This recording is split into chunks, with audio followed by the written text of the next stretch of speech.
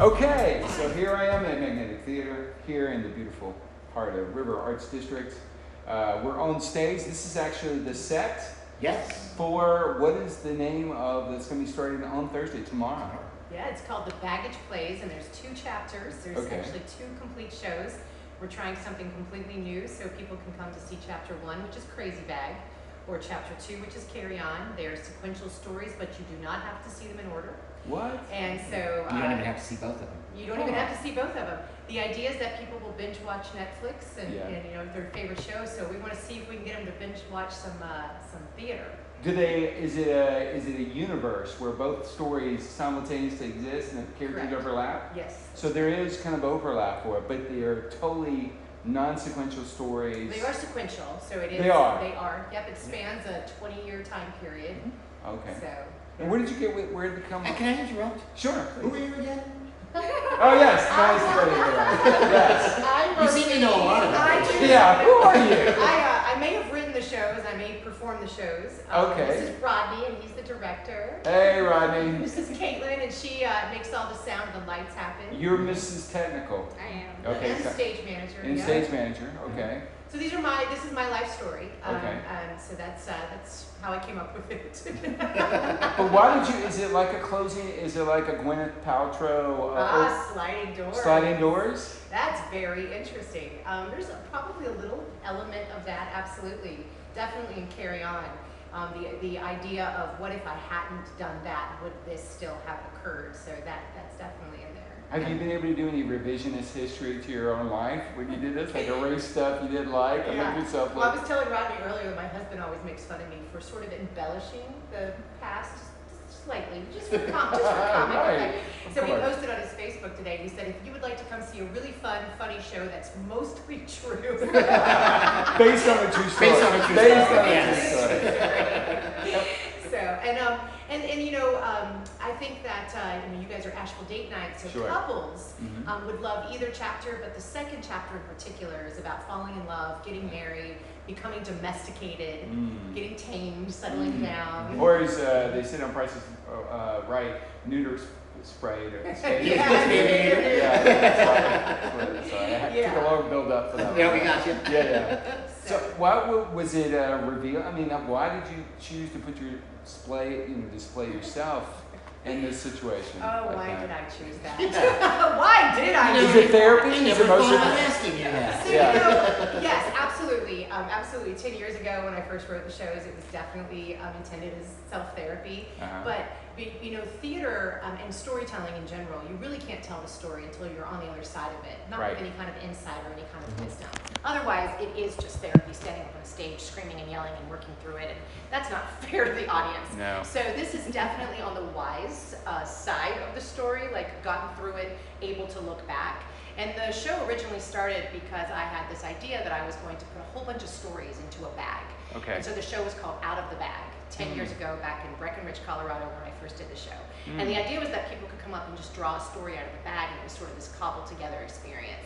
But as I wrote all these stories, I realized that there was an arc and a storyline.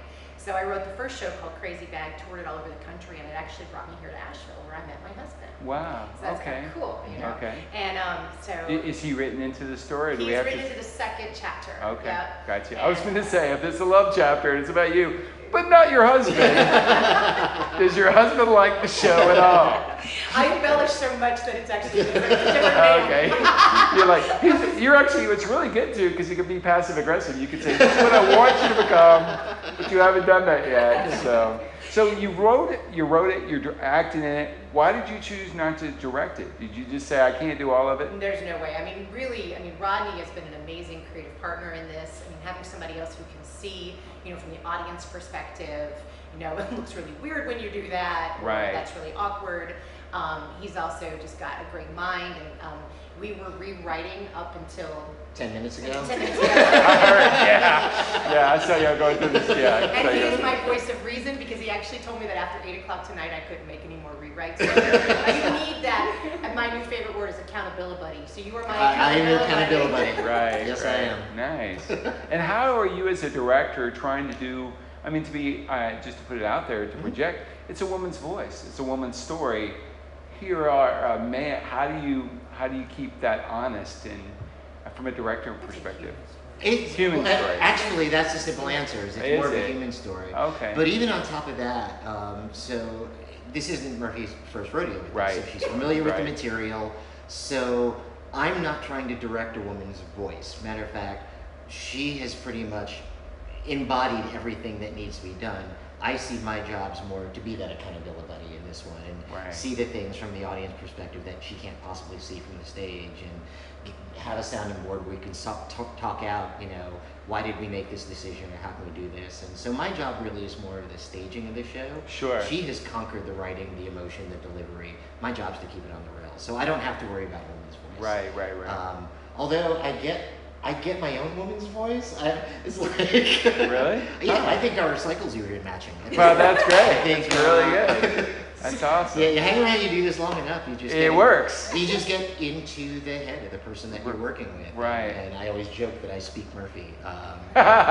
Is that a language or is My that stage a? husband. It's a dialect. Okay. Yeah, it is. It is. There's a lot of times where it's like, I think you should. Yeah, got it. With the thing. Yeah. Okay, great. Yep. And that's You got it. it. So we don't even. Or sometimes you don't have to say anything. I go, I know. You got it. Yeah. Anybody walks in on rehearsals, they think we hate each other. But that's a good. That is an accountability buddy. What do you call it? Accountability. Yep. Sure. Yep, get it. Yep. Okay, I'll totally. So one of the things you were saying earlier, it's actually 2 shows that you can see back to back, or you want them to stay though. You don't want them to just get the heck out after No, the the first idea show. would be that they're so intrigued. Like, it's sort of like Star Wars, right? You can go forward, you can go back. Sure. Either way works. Right. So if you come to see chapter 2 and you're like, man, she really intrigued me. I want to know the first chapter now. So you could come and see it after, or you could come and see the first chapter and then stay that night, because we're doing double headers on Saturday and double headers on Sunday. Okay. Or you can see chapter 1 on Thursday, chapter 2 on Friday, chapter 1 again on Saturday, chapter 2 again on Sunday. So However you want to do it. it's truly 2 plays, 2 different. So, for example, your opening night's tomorrow night. Starts at 7. 7:30. Yeah. 7:30. Get here at 7. Don't be late. Right? 7. Right. So then it starts at 7. That's the first chapter. Yep. Right. Then they come on Friday to see chapter 2. Yep. Sure. And then that they want to go back to see. They missed chapter 1. They can come back on Saturday to see chapter 1. Right. So your cast. How many people do you have in your cast? Just you. Just you. Just me, By yourself. by myself. How do you keep that straight in your head to... I know it's your head. It's your head. You're making some assumptions Well, here. yeah. I was joking the other day, that's the one good thing about writing your own, or performing your own life story, is that, if you forget a line, you can pretty safely. You can wing it. Who's going to count? Yeah, your accountability and is then yourself. Caitlin's up in the light and was going, is she improvising? Oh my God, stop improvising. Right. Wait a minute, we're in the wrong show. Right. And from a stage manager perspective too, trying to get her, because you have a lot of sound effects. I was hearing that earlier. There's theme music. There's all those things that are cute. Is there? How did y'all come up with the idea to magically? I guess it was written into the script, but match certain thoughts, ideas, things you're going through with pop culture references and that stuff. How did y'all? Was it already That's written? really, I guess. I mean, when I got the script, the cues were there. Okay. So that's your Rodney mind, were both there. your minds. Both of Yeah. our A little bit. minds. Mostly Murphy had most of the sound and light cue. Well, light cues we kind of figured out as we went. But it's interesting, Rodney and I were having a great conversation. I wrote these and then didn't realize till we got on the stage with some of the rehearsal that some of it didn't work. Okay. And so that's the thing with theater. It's like you really need to feel it, move it, see the transitions. There's a lot of physicality. Do I pick up this bag then? Do I set it down? Now that looks awkward. Let's find some music to fill this space. Right. So a lot of it is really live time, like very fluid process. And It so is. Rodney was really helpful in, being like, ooh, we should have, I have a bowling ball bag, for example, Sure. that represents when I have a baby. Yes. That's right. Except the And baby so- doesn't have 3 holes in it. Yes, You it can- does. Okay. That's something to be Spoiler proud of. alert. Spoiler. Spoiler. Gotcha. But when I set Gotcha. it down on the stage, Rodney was like, I really think we need a big boom Right. there. A big And he thump. was right, because that really makes the moment more impactful. So little things like that will happen. What about binge payment to watch both shows? So this is great. So What we're doing is it's a standard, I think it's a $20 ticket for a standard show. Okay. If you buy tickets for both shows, Okay. and they don't have to be for the same day, they don't even have to be for the same weekend. They get a wristband or stamp No, or tattoo? when you buy the tickets at the same time, we're Okay. going to give you $5 off per show per ticket. So a that's $10 great. savings if you buy That's both excellent. at the same time. And you can watch them in any order. Any order, and it doesn't, like I said, it doesn't have to be the same weekend. You can watch chapter 2 this weekend and come back and watch chapter 1 next weekend. However it Okay. works for you. But as long as you get them at the same time, we're going to go ahead And you can do that on the it. website too. Yeah. So you say chapter 2 is about love. Is there a word that you can say to describe chapter 1? Crazy. Yeah, I was gonna say. I don't want to put words in your mouth. Yeah, I Okay. mean, really quickly in a nutshell, you know, I was a preacher's daughter. I was really wild, really rebellious. I actually left Bible college, didn't tell my parents. I lived in my car. I was completely lost for like 10 years. And then I had a baby, and I was a single mom. And so that's really chapter 1. Wow. It's anybody that's been lost, Yeah. gone off the main road and, you know, and had to find their way back home. Yeah. Really appreciate chapter 1. Anybody that was raised, you know, really conservatively or with strict parents Yeah. will really appreciate chapter 1. Anybody who's been a parent, been through that struggle, they will appreciate it. And then chapter 2 is. And I also think anybody who we were talking earlier, anybody who has had dreams that they've had to put on hold for reality. Wow. Yes, I think is another main. They will thing. enjoy either chapter. Yes. Okay. Yeah, and then chapter 2 is about, you know, settling down, finding someone who will claim you and all of your mess and all of your baggage and love you regardless.